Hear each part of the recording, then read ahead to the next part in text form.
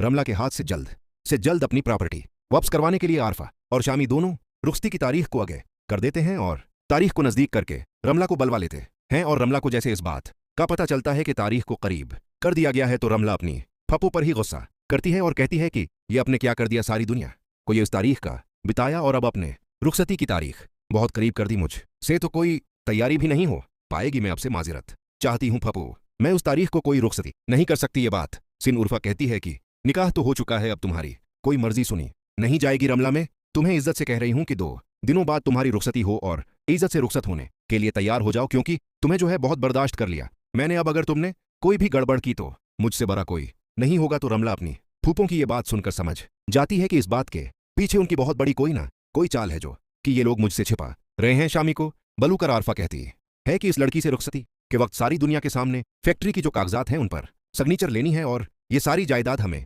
अपने नाम करवानी है, वरना हम किंगाल हो जाएंगे।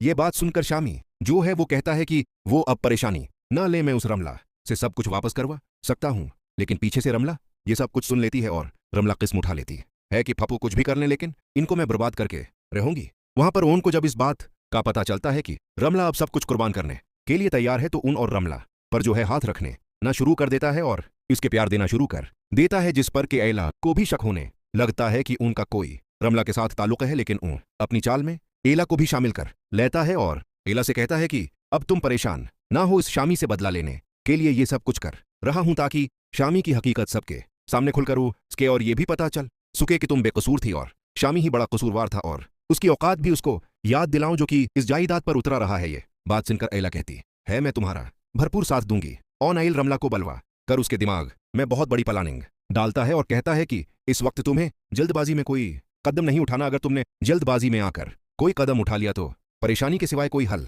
नहीं मिलेगा। ये बात सुनकर हमला कहती है कि क्या करना चाहिए मुझे। तो आन उसको सारी हकीकत समझा देता है और सब कुछ समझाकर कहता है कि अब ये मामला तुम्हें इस तरीके से ही हैंडल करना है, तुम ख्वामख्वाह में परिशर न लेना। आखिरकार रुखसती का दिन जाता है, रमला तैयार होकर बैठती और नाइला और सारे लोग भी आ जाते हैं जिस वक्त रुखसती के लिए लेने होती है रमला को आरफा। तो रमला वहां पर मकर जाती है और कहती है कि मैं बाहर नहीं जा रही। तो आरफा कहती है कि पागल हो गई हो, सारे